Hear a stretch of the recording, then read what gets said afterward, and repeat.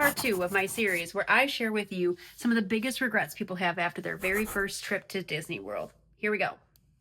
If you haven't had a second, go back and watch video number 1 because I'm doing a 10-part mini series where I share the top 10 regrets people have after their very first Disney World vacation. So number 2, people regret not planning breaks in their day.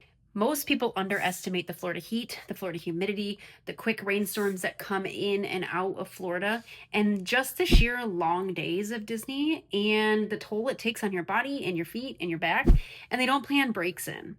Planning a break at Disney could look like a few different things. So halfway through your park day, you go back to your hotel, you swim a little bit, you have lunch at the hotel, which is a great option because lunch at the hotel is going to mean less people and less crowds and less hangry setting in. Maybe you take a nap after lunch, but you just take a break midday. Now, if you don't want to leave the parks, a really good way that you could take a break is simply finding either a ton of back-to-back rides that are inside and in the air conditioning. You make a dining reservation in one of the parks where that dining reservation is going to maybe take an hour for you to get through.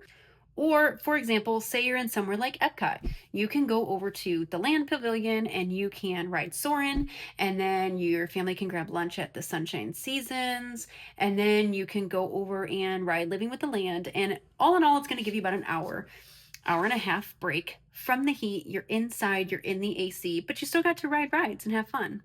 And as much as I have faith in you that you are going to power through and you're going to do the park days from rope drop until the fireworks, I still think take a break.